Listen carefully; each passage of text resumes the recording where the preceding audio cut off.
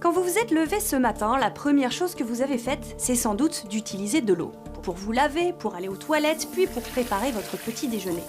Il nous en faut beaucoup avec de très grandes disparités.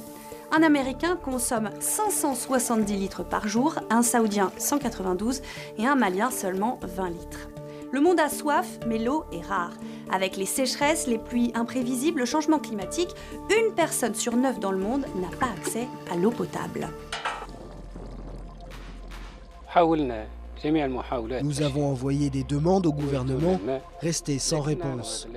Tout ce que nous pouvons faire, c'est attendre la pluie, si Dieu le veut. Regardez, il n'y a plus rien.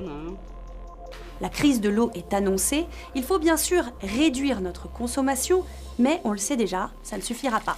Il faut une solution à bien plus grande échelle. Alors pourquoi pas le dessalement ? 98% de l'eau sur Terre est de l'eau de mer.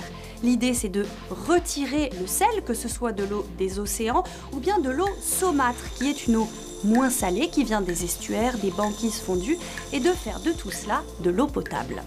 De plus en plus de pays s'engagent dans cette voie. Près de 19 000 usines sont implantées dans le monde et 15% d'eau a été dessalée en plus l'an dernier. Les champions du monde, les pays du Golfe, l'Arabie Saoudite qui dessale jusqu'à 12 millions de mètres cubes d'eau par jour.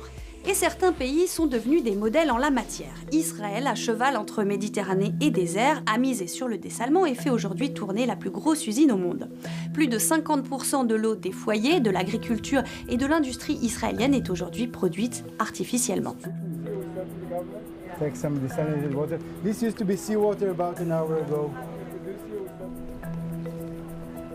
Mais quel est le point commun entre tous ces pays ? Eh bien, ils ont de l'argent, car le dessalement, avec toute la technologie qu'il implique, coûte très cher. Comptez environ 2,50 € par mètre cube. C'est 2 fois plus cher que de traiter l'eau de pluie ou les eaux usées. Des coûts trop élevés que beaucoup de pays en développement ne peuvent pas se permettre.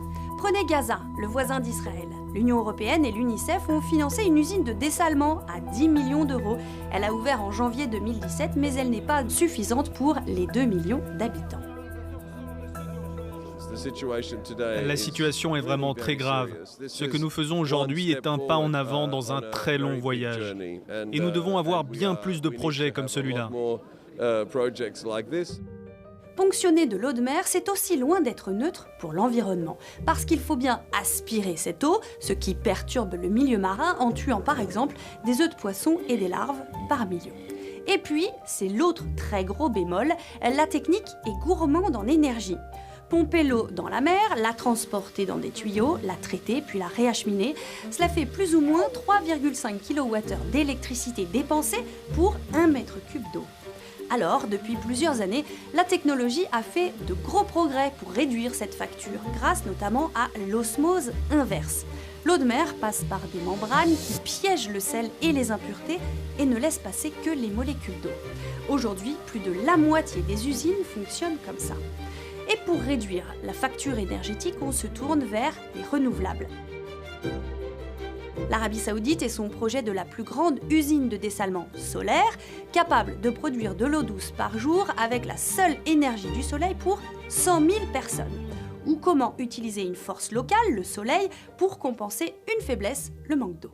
Le dessalement inspire même les inventeurs. Voici le rêve d'un d'entre eux. The Pipe, le tuyau, un appareil de dessalement électromagnétique, un processus inédit alimenté lui aussi en énergie solaire et assez joli pour en faire une œuvre d'art en générant 10% des besoins en eau de Los Angeles. Bien, on progresse. Reste que le dessalement pose un dernier problème de taille. Une fois l'eau dessalée, qu'est-ce qu'on fait des résidus du sel ? Souvent rejetés en mer, une eau parfois chargée en produits chimiques, en chlore par exemple, ultra salée, 2 à 3 fois plus que la normale, qui perturbe une fois de plus l'écosystème marin. Avec ces défauts, le dessalement peut-il alors résoudre dès aujourd'hui la crise de l'eau ?